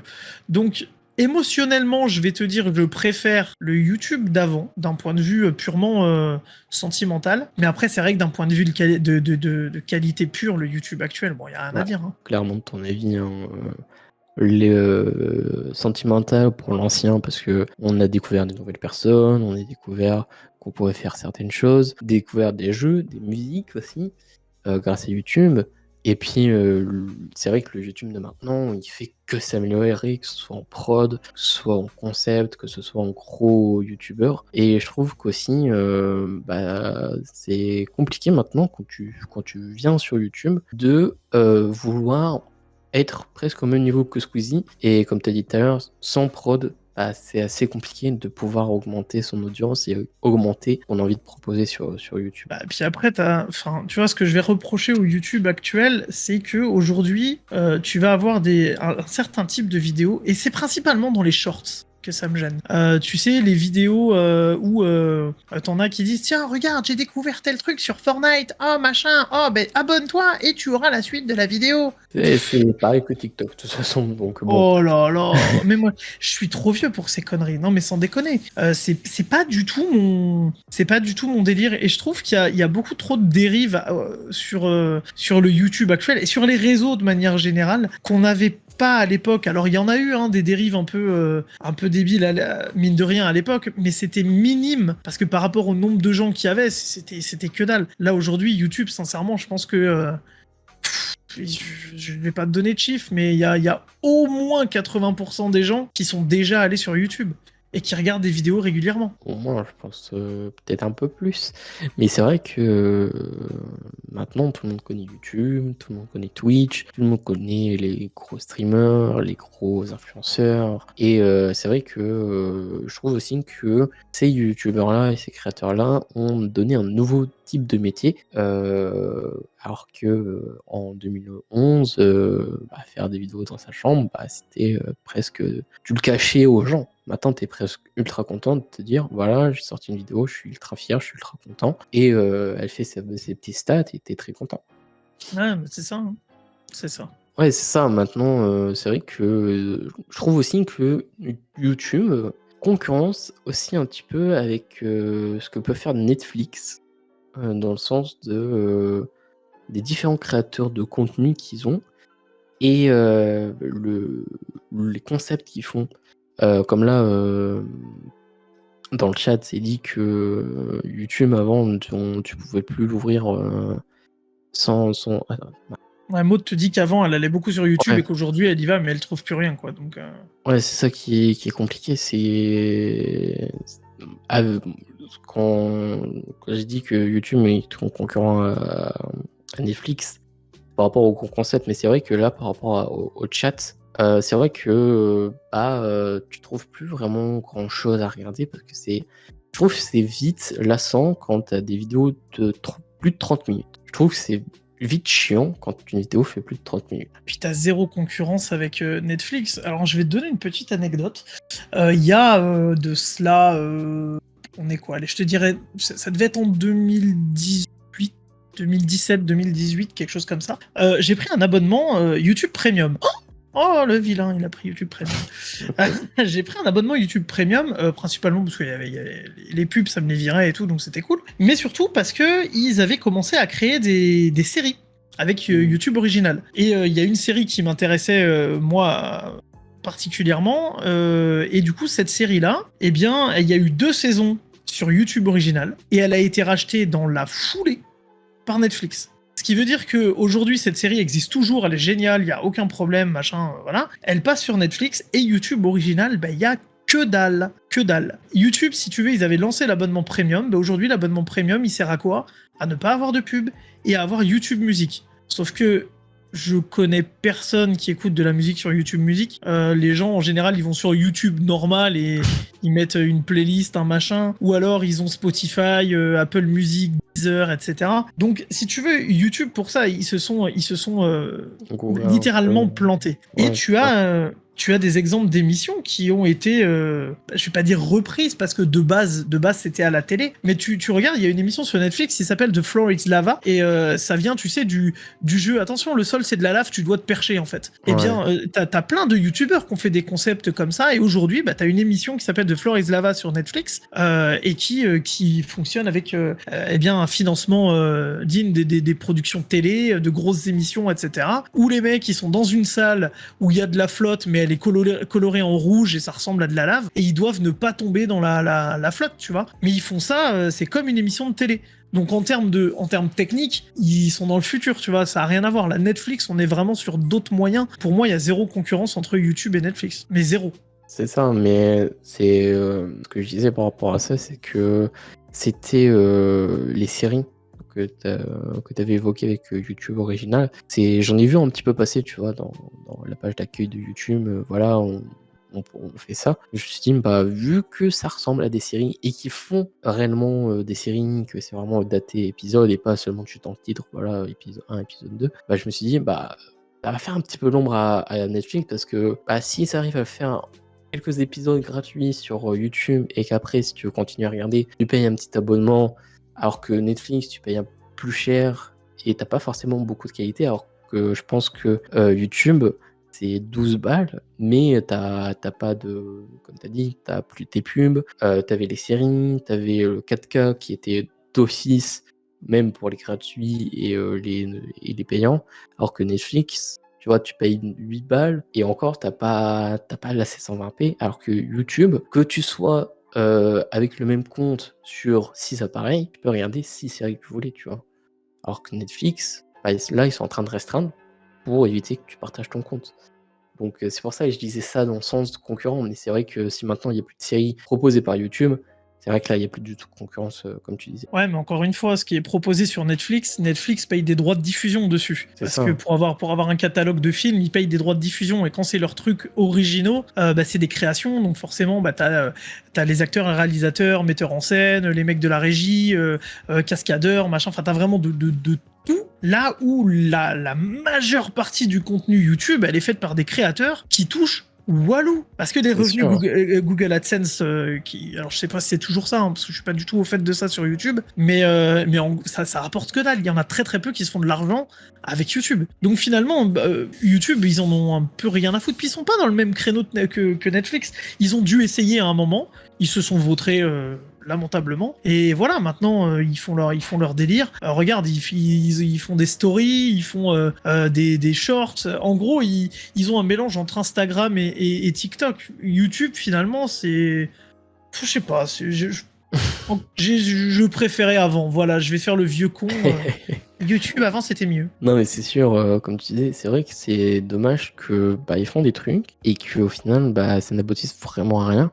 Alors que c'était les premiers dans le monde tu postes une vidéo, les gens peuvent le voir et 10 millions de personnes peuvent le voir. Et je trouve que, bah, quand TikTok est arrivé, je trouve ils ont mis beaucoup trop de temps à mettre en place le fait qu'on puisse regarder des vidéos verticales, sachant que tu avais beaucoup de vidéos de essayer de ne pas rire, de vidéos en mode bah, tu filmes en vertical et tu pouvais le regarder sur YouTube, qui pouvaient du coup faire en sorte de créer un mode vertical pour que ces personnes-là puissent poster genre que des vidéos en vertical. Et c'est vrai qu'ils ont loupé ce coche-là et je trouve ça un peu dommage que bah copient sur les autres sur ce qui fonctionne alors que eux-mêmes auraient pu faire un test et se dire ok bah si ça fonctionne pour nous, on n'a plus de concurrents. Là du coup bah TikTok est clairement un concurrent de YouTube. Ouais, après, écoute, moi je le vois pas comme ça parce que TikTok, je pense que TikTok c'est quelque chose de générationnel. Moi, j'y vais de temps en temps sur TikTok, je m'amuse parce qu'il y a des trucs un peu débiles et vraiment, je me dis mais le monde part vraiment en couille. Mais c'est un réseau social, je trouve, où tu as beaucoup plus de plus jeunes qui ne sont pas de cette génération YouTube. Tu vois, peut-être que sur la génération YouTube, ils avaient Michou et Inox, vite fait le bouseux, etc. Mais c'est des mecs qui aujourd'hui, tu les retrouves beaucoup en stream et beaucoup moins sur YouTube, tu vois. Je trouve que TikTok, en fait, ce qui est, il y a tout un côté pratique parce que c'est des vidéos qui sont très courtes. Et puis ça a été un effet de mode aussi de te dire ah bah tiens, il y a une nouvelle application. On va sur la nouvelle Oui, application. C'est comme ceux qui sont en train de migrer de Twitch vers Kick. Bah, tu vois, c'est pareil, c'est un effet de nouveauté, c'est un effet de Twitch rémunère pas ses créateurs de la même manière, nanani, nanana. Alors moi, je suis pas dans ce débat-là parce que je gagne pas ma vie avec, donc c'est pas. Ouais, on pense Voilà, pas je ça. suis à milieu de tout ça, mais YouTube a été précurseur de plein de choses. Les vidéastes ont été précurseurs de plein de choses. C'est vrai. Aujourd'hui, YouTube a perdu le lead. Les gens sont beaucoup plus sur TikTok. Et je peux comprendre parce que c'est de la consommation très rapide. Ça va très vite. Et vu qu'on est dans une société qui veut tout le temps, très vite, dans l'immédiat, le machin, le truc, TikTok, finalement, c'est bien fait. YouTube a loupé le coche. C'est dommage. Point pour le YouTube à l'ancienne. Voilà. Mais ouais, c'est sûr. Comme tu dis, vu que c'est un effet de mode, bah, du coup, les gens ils y vont, et puis bah, ça devient presque le nouveau leader au niveau des vidéos, etc. Mais je trouve que YouTube ne mourra jamais et restera toujours l'un des plus gros piliers de vidéos à la demande. Machallah. Mais bon, on verra ce que l'avenir nous dira, et puis bah, en espérant que YouTube restera, parce que c'est vrai que s'il n'y a plus YouTube, il n'y a plus de gros concepts francophones ou Il y aura américains. toujours. Il peut y avoir la suppression de YouTube, de machin. T'auras toujours une petite entreprise derrière qui va reprendre le flambeau, le machin. T'inquiète pas. Moi, honnêtement, je me fais pas de soucis. Une boîte qui se pète la gueule, c'en est 10 nouvelles qui arrivent. Et même si YouTube vient à tomber, je pense réellement que il y a une autre boîte qui prendra le relais. Parce que on oublie souvent, mais il y a une époque en France, le leader c'était pas YouTube, c'était Dailymotion. Hein. C'est vrai, Et il y en c'est a vrai beaucoup qu'il y il y en a avait... beaucoup qui l'oublient. Dailymotion aujourd'hui, on l'utilise encore, mais très régulièrement. C'est juste qu'on regarde pas les vidéos sur le site de Dailymotion. Mais par contre, il y a énormément de lecteurs vidéo incorporés à des sites internet qui sont des lecteurs Dailymotion. Donc là, on ne va pas sur le site Dailymotion, et mine de rien, ils étaient là avant YouTube, regarde, ils sont toujours là. YouTube se pète la gueule, si ça vient à arriver, crois-moi, t'auras toujours une entreprise derrière pour aller gratter un petit peu et chercher du pognon et un nouveau concept, un nouveau truc. Regarde, TikTok est arrivé, mais avant, il n'y avait pas TikTok. Oui, c'est Donc, sûr. TikTok est arrivé, ils ont balancé un concept, ça a marché de ouf, ils ont mis une grosse balayette à YouTube. Il suffit que tu aies une nouvelle entreprise qui arrive avec une nouvelle idée, un nouveau délire. Pas les vidéos à scrolling horizontal ou vertical, ça va être les vidéos à scrolling diagonal. Tout le monde va se tripoter dessus, va dire ouais, c'est trop bien et tout. TikTok va se péter la gueule. Et voilà, tu vois, c'est un cycle, c'est tout le temps des cycles. Moi, j'étais un peu comme toi dans le délire. Quand j'étais gamin, la guerre des consoles, c'était Sega et Nintendo, tu vois. On était... La bonne époque. c'était c'était la guerre des consoles, c'était voilà, Sega, Nintendo. Et tout le monde disait ouais, Nintendo, ça se pètera jamais la gueule, ouais, Sega, ça se pètera jamais la gueule, c'est ouf. Résultat, Sega aujourd'hui, c'est un éditeur de jeux vidéo, il ne fait plus de consoles du tout. Parce qu'ils se sont pris une rouste, mais alors phénoménale à l'arrivée de la PlayStation 1, alors que c'était une des boîtes sur la planète qui pesait le plus lourd. Et ils se sont fait mais massacrer. Donc non, très honnêtement, je pense me dire qu'il y a une habitude de cycle en fait. On aime bien quand on recommence un nouveau cycle, quand on fait évoluer les choses. Il y a qu'à regarder la télé. Les bonnes émissions, il y en a plein qui ont disparu au profit de nouvelles qui sont moins bonnes, tu vois. Mais qu'on fait de l'audience, qu'on fait ci, qu'on fait ça, parce que l'être humain a ce besoin de nouveautés permanentes. Et c'est exacerbé par Internet qui te permet d'avoir accès à tout de suite. Ouais, donc non, honnêtement, je t'ai dit, pétage de gueule d'une boîte comme YouTube, t'auras quelqu'un pour ramasser les miettes et puis aller s'amuser avec. Casse la tienne, comme on dit. C'est ça. mais de toute façon, je pense que tu me resteras quand même l'un des leaders, et puis ils vont reprendre des idées par-ci par-là, et ça va continuer à vivre. Comme les stories, les shorts, les trucs, etc. Ça, c'est clairement auprès des autres trucs, donc c'est un peu compliqué, quoi. Veux-tu retirer une petite roulette Allez, une nouvelle roulette, j'aime bien la roulette. Une nouvelle roulette. Ah, nouvelle roulette, c'est rigolo. Une nouvelle roulette. Attention les amis, quel débat allons-nous avoir? Est-ce que ce sera un débat YouTube? Est-ce que ce sera un débat Twitch? Ce sera un débat plus vie privée? On a déjà fait un débat YouTube, on relance la roulette. On relance la roulette, parce que YouTube, là... Et puis, je suis très mal placé. Moi, je t'ai dit, j'ai une chaîne de replay, donc c'est pas mon cœur de métier. D'avoir ton avis. Encore YouTube. Allez, ah, putain. J'avais 203. Hein, ils veulent que je détruise YouTube. Ils disent, vas-y, défonce-les. Vas-y, psycho. Pète-leur les genoux. C'est pas possible. Mais attendez, c'est... La roue est contre nous, là. C'est... Regarde, ça s'arrête sur le bleu, oui. Pas YouTube. Non, mais c'est bon. Écoutez, bienvenue sur Free Trade, le jeu de la roulette. Bienvenue à vous. Veuillez tirer la roulette, s'il vous plaît. Nouvelle fois YouTube. Allez, truquez ta roulette, frère. J'ai pas choisi que YouTube. Faut que tu t'arrêtes, là. Oui, attends, là on est bon. Là on est bon. Là on est bon. Là, c'est bon. Wow, 5 fois. Elle me l'a jamais fait, ça. Alors, petit débat autre. Et qu'est-ce que le débat autre? C'est un petit peu tout ce qui est un peu vie privée, que tu fais, etc. Guilux, quel est le sujet, mon cher Léon? Es-tu prêt à voir ta question? Je suis prêt et je te laisse la lire. Regarde, je vais être gentil. Je suis gentleman. Merci bien. Sinon, ça va être la bagarre. Oh non. Quels seront tes futurs projets, du coup, dans le futur? Alors, futur projet dans quoi? Dans ma chaîne Twitch ou un peu Ta chaîne Twitch. Et puis un peu plus aussi après. J'aime bien avoir des infos croustillantes, s'il te plaît. Ah yes, cool. J'ai un rendez-vous avec Kim Kardashian la semaine prochaine. Non, c'est pas vrai. J'étais pas obligé de dire que c'était pas vrai. Écoute, d'un point de vue Twitch, c'est très simple. À partir de vendredi prochain, du coup, donc pile une semaine, on lance l'émission Pop Quiz. J'avais fait un pilote pour mes 400 followers. J'avais fait un petit pilote de cette émission. Et puis on la lance à un rythme bi-hebdo. Donc une fois toutes les 2 semaines, on aura l'émission Pop Quiz, donc qui est un quiz musical avec 4 participants, dont moi à chaque fois, et on sera sur un blind test, musical. On va écouter des extraits musicaux, on va devoir noter ou choisir suivant dans un QCM. Tout dépendra un petit peu du jeu Bien sur sûr. lequel on sera. Et puis voilà, et celui qui aura le plus de points à la fin de la soirée emportera cette soirée et ma gratitude éternelle. Donc voilà, on peut éventuellement fabriquer une petite coupe en carton-pâte et l'envoyer aux gagnants. C'est une possibilité. Et Donc ça ça, fera c'est un bosser les projet. enfants. Voilà, exactement. On a, S'ils on a savent pas déjà quoi faire, envoyé le. activité manuelle. J'ai envoyé le projet directement en Chine et à Taïwan et j'attends d'avoir le devis. Non, non, mais donc on a Pop Quiz donc, qui arrive vendredi. D'ailleurs, je peux le lier, hein, puisque le prochain Pop Quiz se fera avec Soconi, Shankara et Guigui. Donc Ah, je suis oh, vraiment très content. les Donc ça va être v'là cool.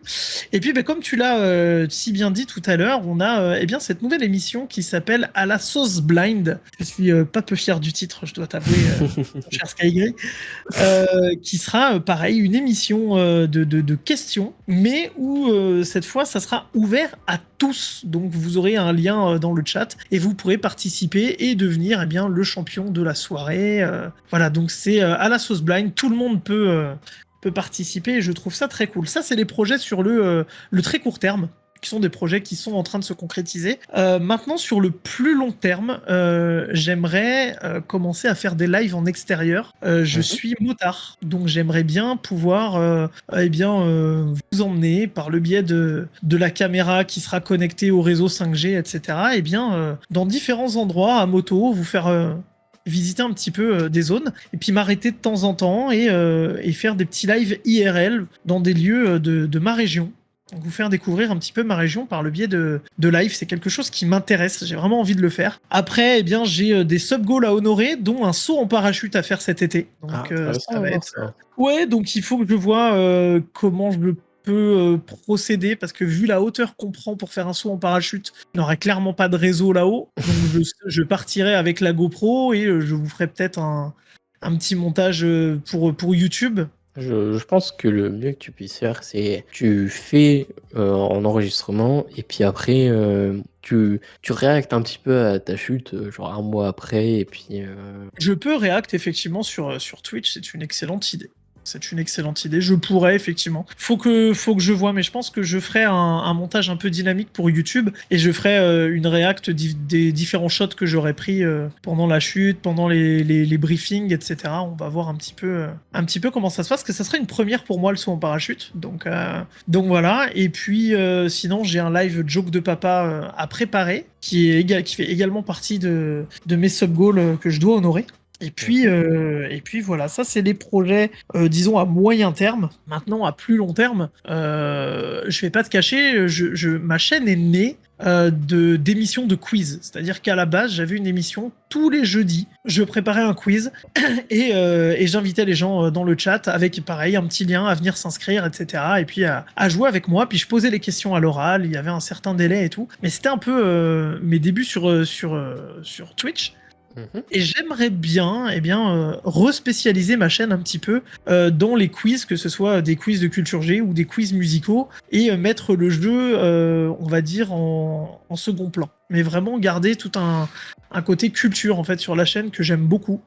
Et puis, vous faire découvrir encore une fois des choses qui sont peut-être un peu inconnues pour vous, notamment le monde de la moto, tout ce qui va toucher aux régions, etc. J'aime beaucoup me balader, j'adore ça, je fais beaucoup de vélo, donc je me balade un peu partout, je découvre des petites pépites à des endroits où c'est improbable, donc j'aimerais bien vous emmener en live IRL sur la chaîne de manière plutôt régulière par la suite.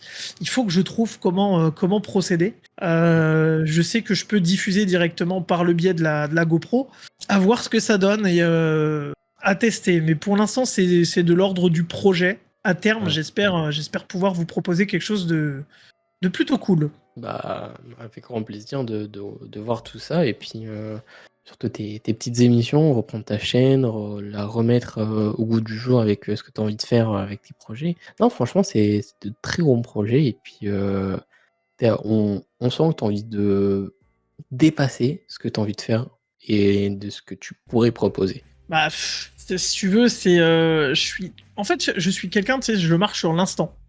Si sur l'instant j'ai envie de faire tel truc, bon bah je vais faire tel truc. Si j'ai, tu vois, j'avais commencé par exemple le nouveau Star Wars Jedi Survivor en live. Mhm. Et puis, pour prendre un peu plus du plaisir, j'avais envie de me le faire en dehors du live. Donc j'ai remplacé par Zelda, si tu veux. C'est Ouais. un truc, c'est instinctif. Là, je sais que Zelda, je vais le faire intégralement en live parce que je sais que c'est quelque chose qui tient à cœur aussi aux gens qui me suivent et on parle énormément quand je fais du Zelda. Qu'on est sur un slow run, donc c'est tout le côté social du chat qui me plaît en fait. Finalement, c'est ça. Et c'est pour ça que j'ai envie de repartir sur du quiz parce que le quiz, ça génère énormément d'interactions dans le chat, ça génère des questions, ça génère voilà La des, curiosité. voilà, curiosité, même de la frustration des fois dans le chat où tu vois le gars qui dit merde, j'ai répondu à côté, machin et tout. Mais ça permet de communiquer et moi c'est ce que je cherche avec Twitch, c'est communiquer avec les viewers. Je suis pas là pour me créer un cercle d'amis à la base. Mais finalement, quand tu vois que j'ai rencontré des gens juste exceptionnels sur ce réseau, bah, je me dis que j'ai envie de continuer et j'ai envie que ça ressemble à quelque chose, tu vois. Ah, c'est clair, surtout quand ils te boostent encore plus et puis quand ils participent à tes projets et que ça voit que ça les intéresse et que bah ils sont redemandeurs de ce type de projet et d'émission. C'est ça qui est très cool avec Twitch et les amis qu'on se fait sur cette plateforme. Ah bah tout à fait, mais puis toi la Guigui c'est ce qu'il est en train de dire dans le chat, il dit c'est ça qu'on aime, mais quand tu vas poser la question à un streamer à côté et que tu lui dis ça t'intéresserait de participer à mon émission, machin, je cherche des gens, j'aimerais lancer un truc, et que la personne elle réfléchit même pas, elle te dit mais oui carrément machin, j'ai vraiment envie, ça me ferait plaisir et tout, puis, et que tu vois que le soir il est là, il a le smile, il est content, tu vois. Et mec, Ah, c'est récompense ultime en fait. C'est récompense ultime. c'est ça, et puis pour reparler des missions et des personnes, là je vais prendre mon exemple de free trade. C'est vrai que c'est très compliqué, je trouve maintenant, en tout cas pour moi, de trouver des gens qui pourraient être intéressés par un projet et que tu sois petit, grand, avec beaucoup ou pas beaucoup de followers, bah ils te suivent dans le projet et que ça les intéresse. Et que de ma part, c'est clairement mes premières invités étaient vraiment très compliqués à les trouver parce que j'avais pas d'interactivité, je ne savais pas ce que ça allait donner, etc. Et c'est vrai que c'est compliqué de trouver une personne qui entre guillemets, est intéressée de l'émission, du projet, et que quand elle est là, elle est vraiment là, elle se donne à fond, etc. Euh, alors que à l'inverse, si tu as une personne qui est intéressée, mais il tire un peu la gueule, il va pas bien, t'as pas d'interaction, tu vois, t'as pas d'infinité, tu sens que il est juste là pour répondre aux questions et que il n'y a pas de moment de rigolade comme là aujourd'hui, tu vois, c'est ce que j'avais un peu peur, c'est qu'il n'y ait pas qu'il y ait beaucoup de blancs, mais au final, non, clairement, on rigole bien, etc. Donc c'est Alors, on ça a eu que. un léger tout à Un l'heure, mais léger, mais c'est parce que voilà, il y a tout. eu des problèmes techniques avant. On a rattrapé le blanc, on lui a mis un coup de pied, on lui a dit hey, pépé, viens là, t'inquiète pas, tout va bien se passer. T'inquiète pas. Non, mais c'est vrai que je trouve ça assez compliqué. Ce que je trouve me met beaucoup de stress c'est par rapport à ça. C'est les blancs, l'affinité avec la personne, comment ça va se passer, etc. Et c'est pour ça que je trouve que c'est très important d'avoir un cercle d'amis. Et tu sais que voilà, si tu veux faire une émission avec quelqu'un, t'es sûr que il va être là, il va avoir le smile comme toi t'as dit. T'invites des gens pour ton émission, ils ont le smile, t'es super content parce que ils sont intéressés par le projet, ils veulent faire partie du projet et clairement c'est super intéressant parce que peut-être que s'il avait pas dit oui, tu l'aurais pas rencontré lui, t'aurais pas rencontré une autre personne, t'aurais pas fait par exemple le Sentinel Tour, t'aurais pas fait la Twitch Wars, t'aurais pas rencontré certaines personnes et je trouve ça très intéressant que des petites personnes font des gros projets, rassemblent du monde et grâce à ça, tu te fais un énorme cercle d'amis. Mais si tu regardes bien, mine de rien, le principe de Twitch, dans l'absolu, attention, hein, je vais pas critiquer ça, mais c'est un peu comme le marketing de réseau. Tu C'est vois, ça. c'est le côté où tu rencontres des gens et c'est les gens qui connaissent les gens que tu connais qui vont venir dans tes émissions, puis qui vont te présenter quelqu'un d'autre, puis etc. Donc en fait, c'est très réseau. Mais mine de rien, c'est le jeu de tout en fait dans la vie. À partir du moment où, je sais pas moi, bah tiens, tu connais bien, t'as un pote, il est garagiste, bah forcément, tu vas avoir des petites réducs sur la réparation de ta bagnole. Bah ouais, mais parce que t'as l'avantage de connaître la personne. Et tout le monde ne connaît pas un garagiste, donc tout le monde n'a pas de réduction. Mais c'est le jeu, en fait. C'est le jeu, c'est le côté réseau, etc. Donc, c'est sur Twitch, après, à partir du moment où tu débutes, eh ben, il faut que tu t'entoures de gens qui sont comme toi, qui sont dans les mêmes dispositions que toi, et pas essayer d'aller gratter les mecs qui ont déjà 3, 4, 5 000 followers, tu vois. Non, Ah, bah, c'est ça. tu débutes, tu vas vers les gens qui sont comme toi, qui débutent, et tu t'entends avec eux ou pas, bah, parce qu'il y a des gens avec qui ça matchera pas, tu vois. Et mais tu t'entends avec eux, puis tu commences à monter un groupe. C'est pour ça que je te parlais en début d'émission du groupe de streamers qu'on est aujourd'hui. Parce que ce groupe, mine de rien, il commence à prendre de l'ampleur et on va tous les uns chez les autres. Tu vois, même si on peut pas être présent tout le live, ben, ça arrive qu'on lâche un lurk en même temps sur 2 ou 3 chaînes, tu vois. Bah, c'est Moi, c'est ça, pas c'est rare ça qui que est trop j'ai cool. les 3 écrans qui soient allumés avec 3 streams différents et c'est en lurk parce que j'ai pas le temps d'être dessus, parce que je dois m'occuper de mes enfants, parce que tu vois, il y a la maison, j'ai une vie de famille, j'ai tout ça. Mais bah, mine de rien, tu t'apportes quand même un peu de force à tes camarades, quoi. Donc ça, je trouve ça cool. C'est ça qui est cool, c'est t'apportes de la force à tes copains, à ton groupe, et tu passes de trop bonnes soirées. Et ce que je trouve très cool, c'est, je sais plus si c'était avec Nanou ou avec Enoki, mais c'est vrai qu'il faut que tu t'entoures entre guillemets de bonnes personnes pour que tu te sentes bien et qu'on ressent que tu es heureux de faire ce stream, que tu es heureux de faire des trucs, que tu es heureux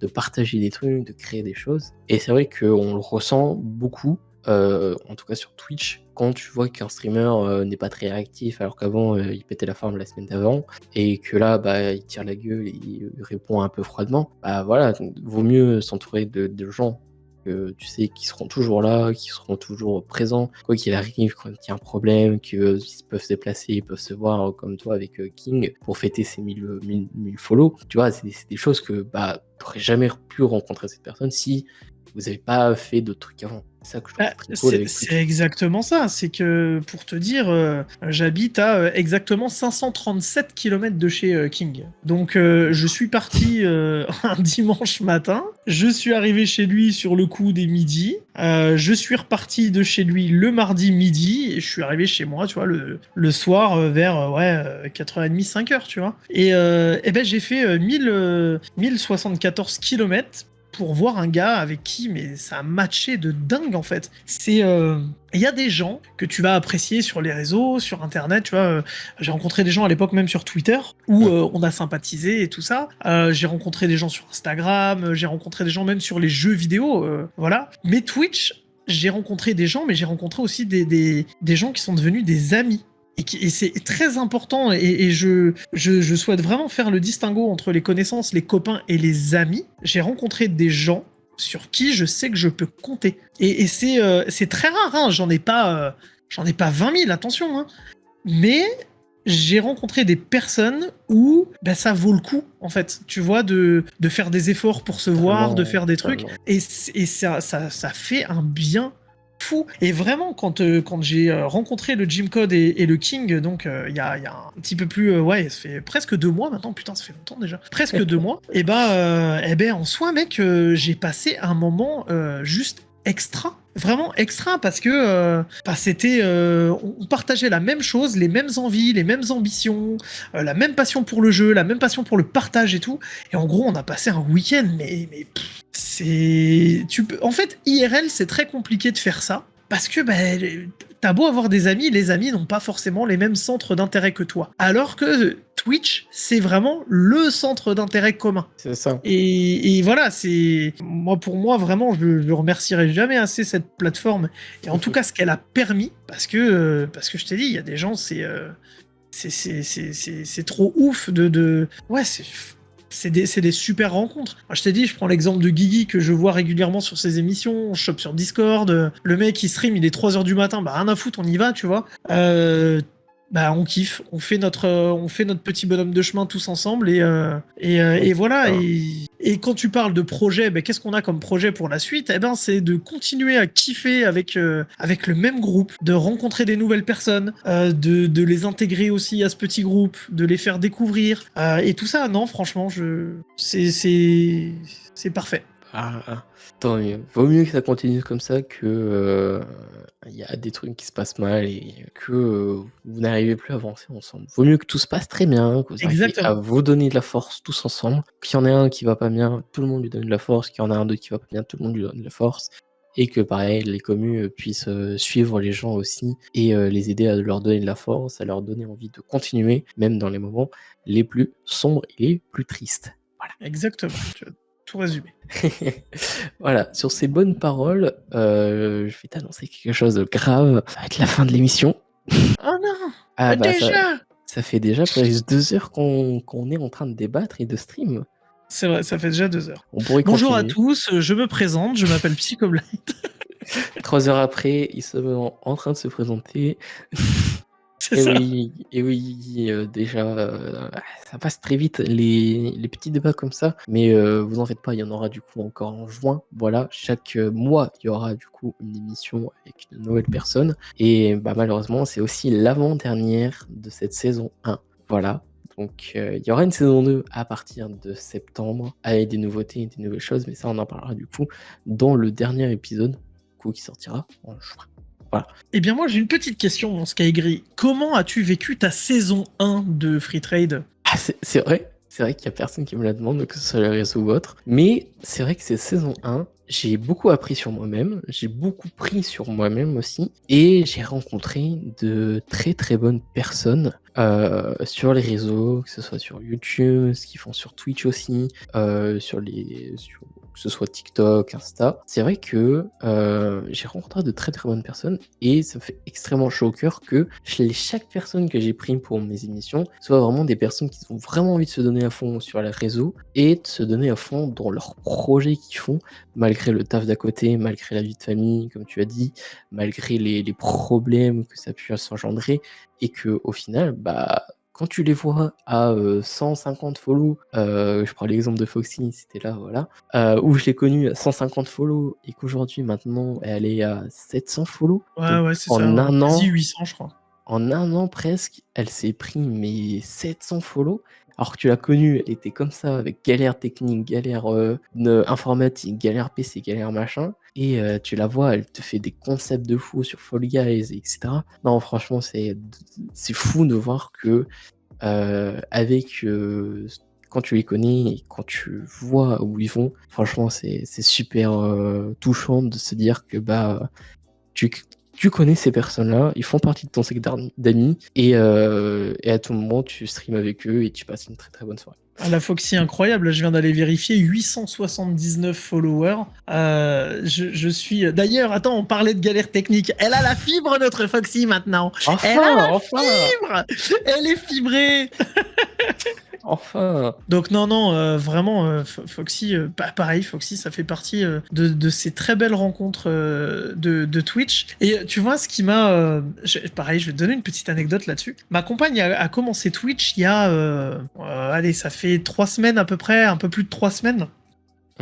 Elle s'est lancée sur Twitch et elle s'est dit vas-y, on teste, on regarde ce que ça donne. Et elle a eu un vrai coup de foudre amical pour Foxy. Je trouvais ça fou parce qu'en fait, elle se connaissait pas. Il y avait pas ma femme était pas du tout dans le milieu de Twitch ou quoi au début. Et quand elle est arrivée, c'était pas la meuf de Psycho. Tout de suite, ça a été Milo ATV, machin et tout. Et elle a eu une vraie accroche, ouais, avec notamment Foxy. Où, bah, tu vois, dès qu'il y a un live de Foxy, tu la vois à la maison, elle dit tiens, regarde Foxy, elle est en live. Elle a la notif, le machin. Et il y a vraiment, elle a eu une accroche pour Foxy, pour Justine le Panda, etc. Où on est vraiment.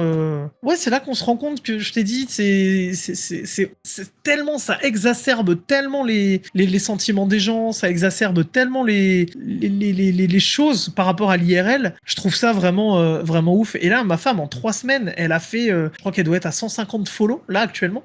Et ça fait 3 semaines qu'elle a lancé et elle est tellement... En fait, elle découvre un nouveau monde. T'as l'impression, tu sais que c'est une petite fille de 6 ans qui voit Mickey pour la première fois, tu vois. Et Ah, c'est... c'est cool Et je ça, trouve c'est ça vrai. trop beau. Je trouve ça trop beau. Donc, et tu as des gens comme Foxy bah, qui l'ont et qui continuent de la soutenir régulièrement à chaque fois qu'elle lance un live. Et je trouve ça génial. Voilà.